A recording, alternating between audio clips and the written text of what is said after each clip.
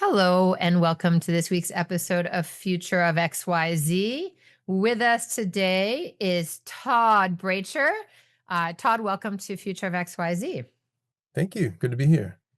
We are going to be talking about the future of seating. You are a pretty renowned industrial designer, a creative director, an author, a design advisor, an educator. If I did my research correctly, you got your undergraduate degree in industrial design at Pratt in Brooklyn, where you're now based with Studio Bracher as well. You got your master's and did a Fulbright scholarship in Copenhagen before then spending about a decade, 10 years or so in Europe between Copenhagen and Milan and London and Paris. It seems like you have gotten around a lot of same cities as me, but even more. You have more than 200 products you brought to market, kind of going across different sectors, but a lot of furniture and seating, over 24 patents, dozens of international design awards, including 7 national design awards and nominations, and 3 international designer of the year honors. Plus Wallpaper magazine, my favorite personally, named you a top 100 global design influencer. And we'll talk about it, but you're now the global creative director at Humanscale, which is the leading designer and manufacturer of ergonomic products for work, which was established in New York City in 1983.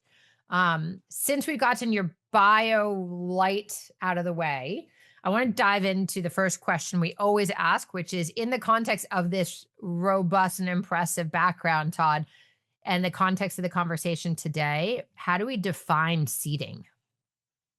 I mean, oh, that's a tough one. Yeah, it's like saying, when did design start? This is a conversation that I've had, and it's very difficult to answer. How do I define seating? I guess you could say, because I'm an industrial designer, I think it has to be relative to scale and manufacturing. So I don't think just sitting on the floor is considered seating. I don't think sitting on a rock is considered seating, but I do think, in the context of manufacturing, something that, of course, supports the human body in a relatively relative to seating posture, but it's got to be a manufactured scale. I think that's when I start to say that's seating. That's like the simplest pared down Yes. definition I could have imagined. Um, you've designed, I guess I want to ask first though, like, is there in this realm of seating, right? There are chairs, as you just mentioned, like maybe a rock, unless it's like designed to be there by a landscape architect or something, right? Which Yep. is legit and is then manufactured to some degree or honed specifically for that, whatever. But we think about chairs, but even within the category of seating, as you've just defined it, options range from like what you know very well at Humanscale, which is like ergonomic task chairs, which for the layperson is like what you consider your classic desk chair. But then there are swivel chairs, there are sofas, benches, bar stools, stadium seating. I mean, it's all of it. Mhm. What are the considerations, given your long background here, that must be given when you're designing all those different kinds of seating? Yeah, I think it's the right follow-up, because the first question for me, it's a bit of a humorous response, that, but I think ultimately, when I consider really what is seating, the first question is, well, what are we doing? I think. And so I don't think you're just sitting. I think that doesn't happen without any real purpose, without any kind of context. You could be resting, but you could be reading, you could be working, you could be shopping, you could be having conversations, having dinner, watching, consuming. There's millions of things that could be happening. And I think, when you start with understanding what's happening, then you start to understand, well, therefore, what type of seating is required. And seating is typically required when duration or repetition is involved. So I think that's the point you start to consider posture. And I think it becomes very, very interesting when you start to consider how a lounge chair or a chaise versus a side chair versus a work chair and so on. You really start to see how posture relates to the activity and in the experience. So reading a book in a chair versus reading a book in a, let's say, a lounge or a chaise, it's a very different experience, and which is quite interesting that that's the case. So somehow the body tends to find rest in different fashions, but again, it's, to me, related to the activity at hand. That's pretty fascinating. I mean, I want to come back to the material at hand soon enough, but as we think about different contexts, I was kind of cracking myself up as I was researching because I, of course, like I think of human scale, and I think about an office chair, I think about a dining chair, I think about like a lounge chair, a sofa, a bar stool, whatever the things I named before. I also think about like the context for your purposes. You're thinking ergonomics, comfort, et cetera. But I was thinking also about like there's residential, which is what I've just named. Then Hmm. there's like commercial and corporate. Then there's like retail and hospitality. There's education. There's sporting events, like big stadiums, or there are theaters, right? There's transportation, like airplanes, even trains, whatever. Like all of these require those same considerations that you've just named. Like, Hmm. do you see briefs changing and evolving in seating right now? Or is because I think about like my grandparents' chairs that you inherit for dining, and like no one really wants to sit on those for the longest period of time, like Right. things have changed. Is like one of these categories or use cases more advanced than the other at this point, or are they all kind of evolving together? I think they're just sort of not evolving, which is sort of the irony of it. I find it sort of funny, kind of reminded me of this. As a kid, I used to think it was weird that people would sit in what seems like a chair while they're driving a car, and like while four people are in four chairs, we'll call it, and the car is going at, 55 miles an hour or so on. And like, is that the experience of driving, is sitting down in a chair, or and then it's the same in an airplane? Like you don't feel like you're flying at all. You're just sitting in a chair. So I think there's some curiosity there, like why hasn't these things kind of evolved? And I'm not sure what the answer is to it. And but there's so I don't think I feel like it's kind of stuck in these sort of known archetypes in a way. And so I think there's some insights. I think task seating, or sort of this sort of office chair, we'll call it, world, that's the most interesting type of seating to me, because it's really, really looking out for, believe it or not, there's some statistics around, I believe like 78% or so of workplace injuries occur from folks sitting still. Yeah. So isn't that kind of fascinating? Like not Yeah. And falling, all of our falling health over. issues too. Yeah, so it's not like boxes falling over or some kind of crazy thing. It's just from sitting still. And I'm like, well, what does sitting still mean? It means like your chair basically locks people into position. And so the workplace world has discovered this and decided to make furniture to move. And I think that's kind of genius, and it helps then promote long-term health. And of course, for the labor force, that's pretty critical for the productivity of a nation and so on. So Interesting. it's kind of all linked up. And I think that's really where I think the eyeballs are on work chairs, to really help make these the best possible chairs for people.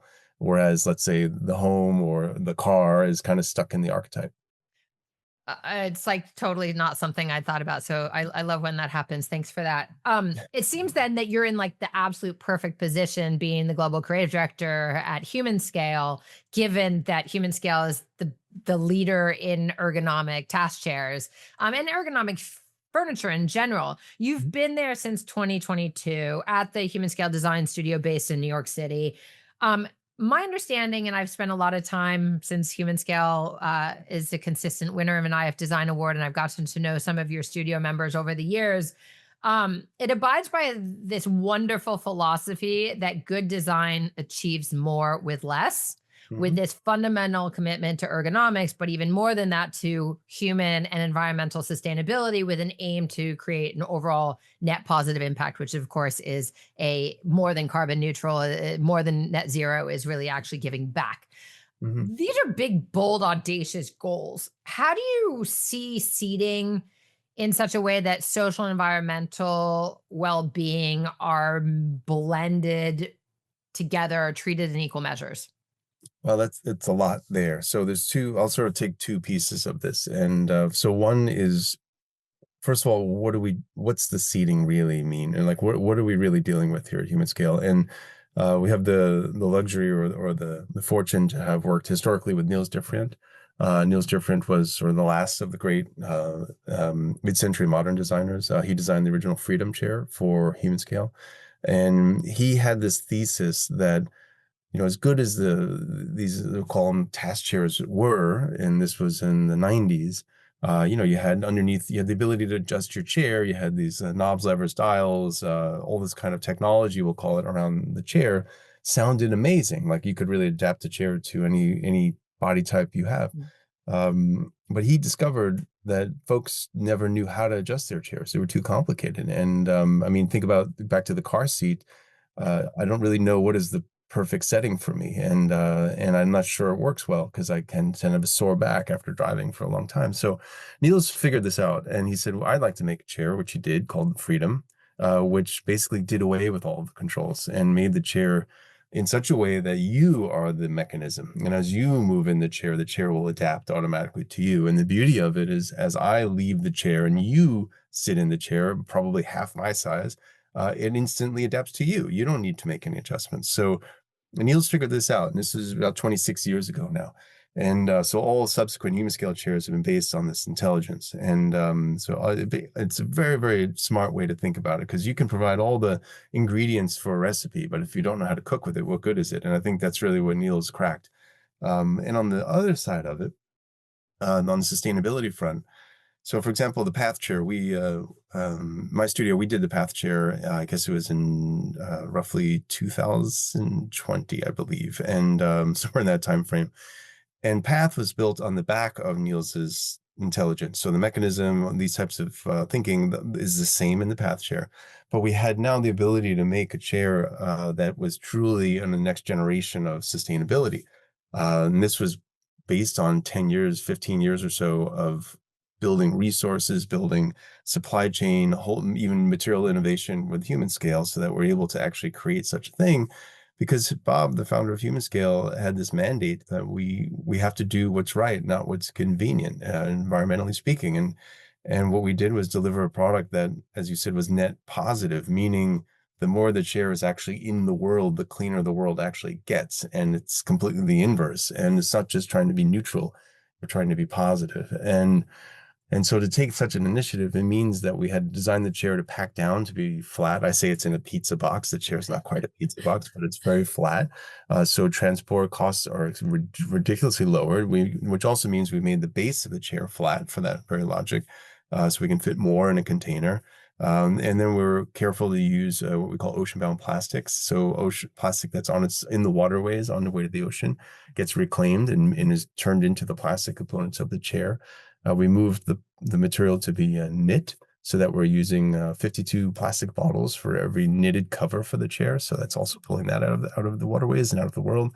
We're using only recycled aluminum for the body, so there's no stainless steel, there's no chrome in the material. So in other words, you go on and on and on, and you add all up the good the chair is doing, it actually reverses the kind of impact it has on the world. It's kind of fascinating. So those two very important elements are what really creates a Humanscale product.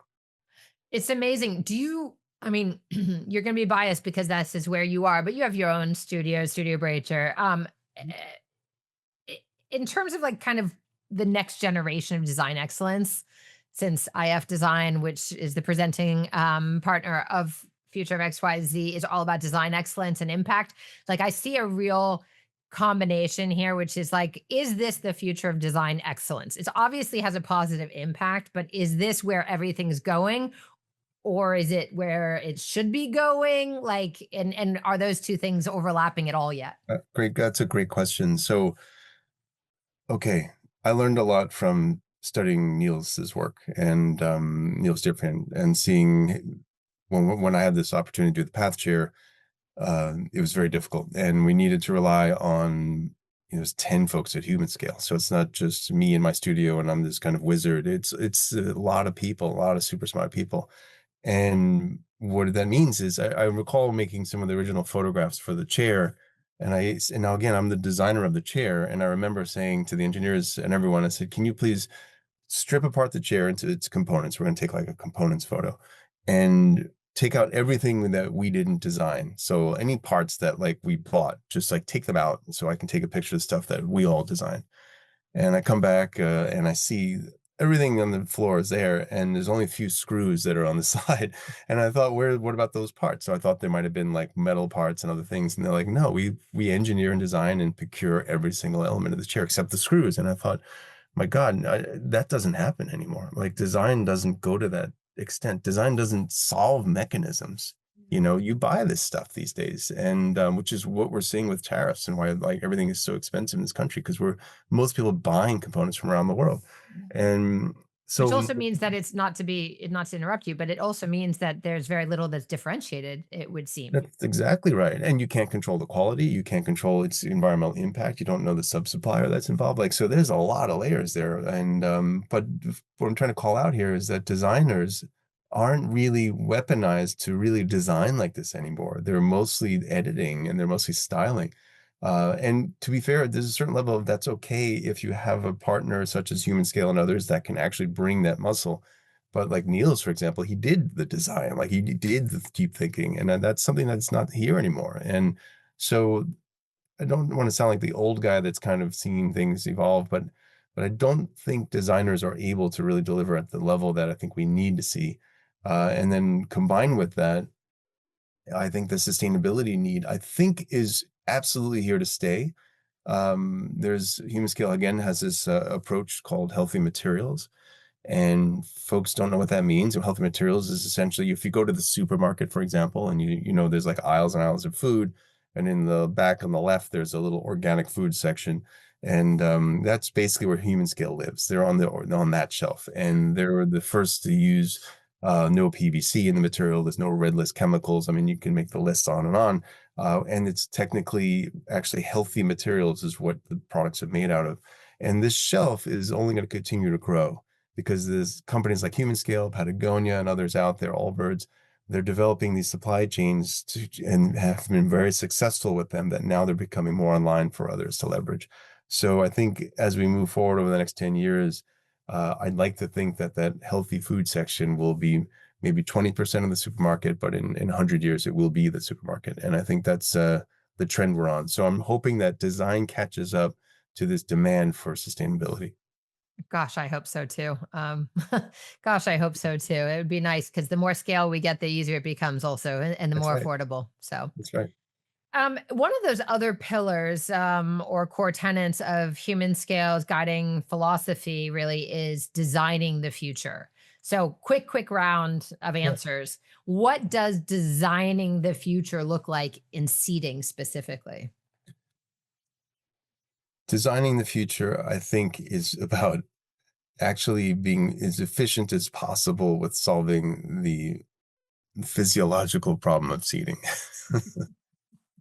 I love that. I'm going to give you a tee up. I think in this next one, what is the role of ergonomics?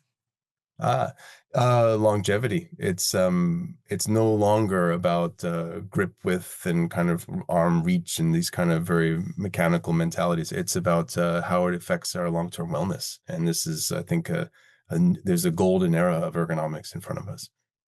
Um, do you think that the open floor plan for work is here to stay, or is it going to go back to some other siloed version? I think nothing's here to stay. I think I'm in a siloed box right now. I think it tells you there's going to be versions of going backwards and versions of going forward that we haven't yet experienced. Um, I want to come back to the sustainability topic. Priorities, longevity, meaning like lifespan, right? Handing it down to another generations, repairability, materiality. Like, what's the other things that I didn't mention? What are the priorities in sustainability? Yeah, I think sustainability also retention, like things that you absolutely fall in love with that are built to last that you'll keep in your life forever. I think that's another big part of sustainability. Um, is the simplicity movement not only in design but also like the tiny house movement coming for everyone? And how does that impact the future of seating? Yeah, absolutely. The cultural, I think having more and more choices in the world is and the I should say the demand from people's money essentially, I think it gets it forces folks to be more selective with more choice in the world. So I think ultimately we'll arrive to a much more simple version of life. You've designed, I mean, when you were in Europe, you were the creative director at George Jensen, classic firm out of Denmark. You've worked with Herman Miller, 3M, Zanota, AC Miyake, obviously Humanscale, a bunch of other organizations, and across respected brands across disciplines. And somehow, Todd, what I picked up from reading your bio multiple times is very interesting to me because this is a passion point I have, which is you're recognized for kind of consistently transforming innovative ideas into successful commercial products. How do you deliver and how do you convince your clients, moreover, that strategic differentiation and business success can come through design and might necessarily have to come through design? I'll try to keep it to a somewhat short answer You can here. take your time on this one if you want. It's a big one. It's a big one. It's I have a way of working I call design in context, and it's a framework, and the framework is essentially the way I explain it is if I take you to a park and I show you a tree, um, I don't think you see the tree and say, I think it has too many leaves, or it's a bit too green, or maybe it should be wider. And I don't really think you see the tree this way. I think you see the tree and you just accept it. I think you recognize it's part of an ecosystem. I think you recognize there's a climate that has invasive species, it's getting enough sunlight, enough rain, you name it, all these factors is why the tree is what it is. But then if I show you the new Tesla, I think you might say, I don't like the color blue, or it's the fenders are not my whatever. And I think that's valid because the car tends to be an opinion. So when I speak to business or when I enter any company to help in any way, I speak about the context and therefore design in context. So the ecosystem is what drives the solution. And if you take this tree and you put it into a different context, it won't survive. And if we tend to make solutions with the company and not understand the context, it doesn't survive. So I think this process helps take abstraction out of design and helps really put all the governors of what drives success on the table. And it tends to be very cross-functional. And I think that ultimately is what helps businesses see very clearly what the decision tree or decision process needs to be to get to the goals.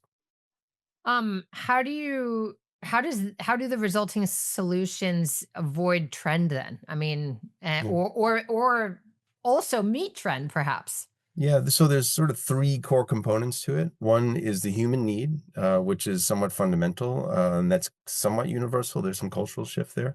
But number two, we'll call it is the business itself. So like, what are your parameters of your business? What's your constraints? What are your resources? You name it. And then the third one is contemporary culture. And because culture is an evolving thing and that's regional and so on. So understanding the culture is important. And when you start with those three sort of containers, you start to branch deeper into more refined fidelity of understanding, then you have captured what you need to be able to drive a solution. So I tend to not design anything. It's almost like designing in Microsoft Word, if that makes sense. And then the solution becomes somewhat inevitable. I love that. We can take that rest of that conversation offline because I have a lot to say on that. That's great. Cool. The um I have a bunch of more questions in the short time we have. You just had a book last month come out with Phaidon. First of all, congratulations. It's the first ever monograph of your work. So, only a showcase of your work over the last 25 years by probably, I would argue, one of the, if not the most respected, one of the most respected publishing houses for art and design in the world. Um, it's called Observations, Research, and Design. You also had written a book in 2025 called Context Based Design, which is what you were just talking about, this framework you've developed. Mhm. But Observations, Research, and Design really looks at the last 25 years of your work through the lens of ideas, experiments, and observations that underpin your practice, which, from my understanding, really kind of merges, if you will, how observation and research translate into tangible design solutions. Got it. How do you think this applies specifically to the future of seating? Yeah. Yeah.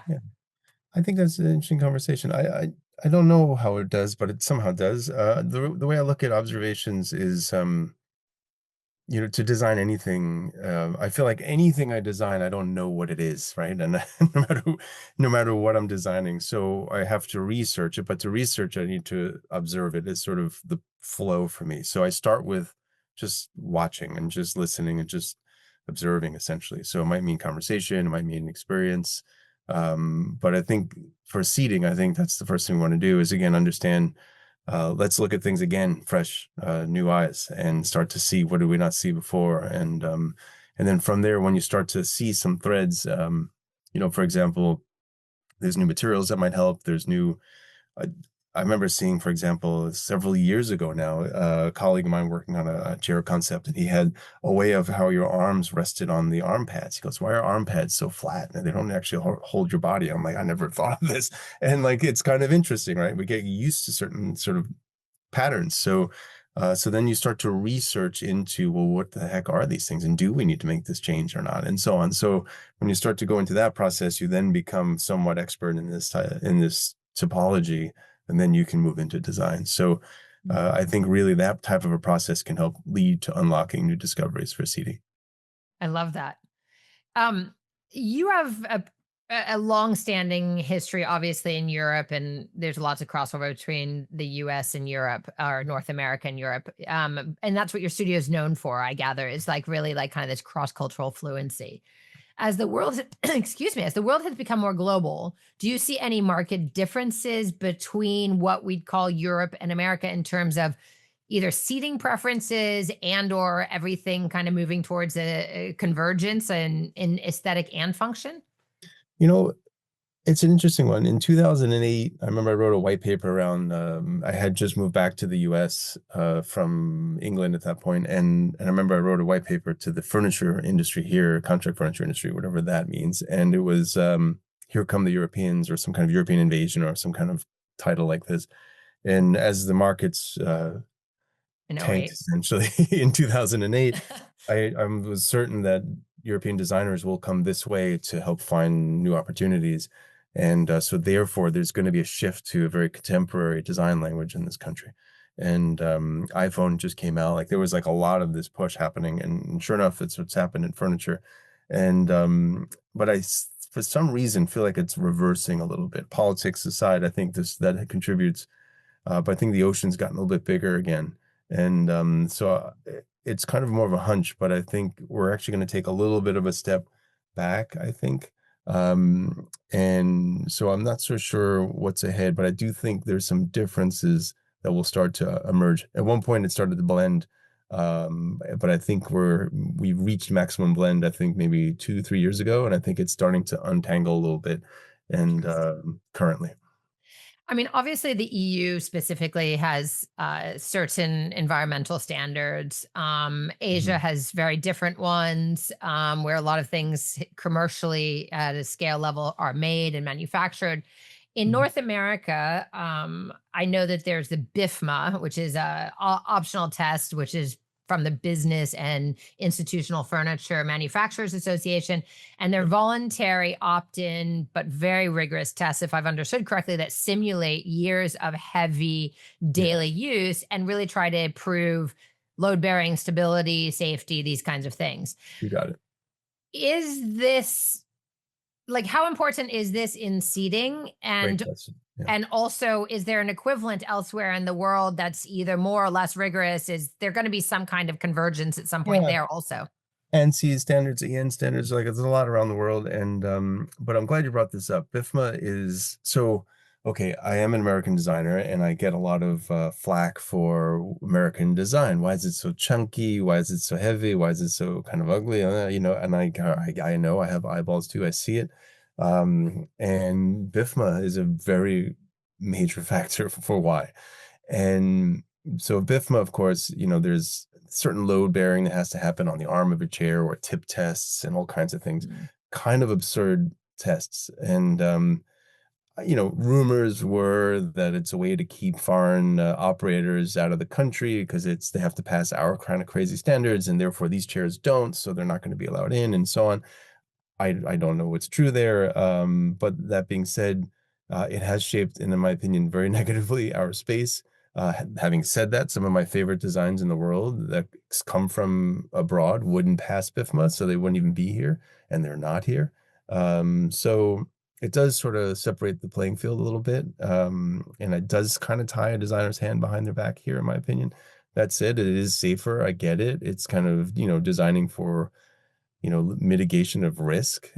So it does, and you still just work with it and you do what you can. And I think we could still make pretty nice things within those constraints, but it does affect things. And BRIFMA continues to always get more and more challenging and harder to pass to I think keep players at bay, I assume. So it's a difficult parameter to work within, that's for sure. Interesting. Thanks for the honest answer. One last question before the very last question, Todd. Humanscale is moving more into kind of medical lab furniture.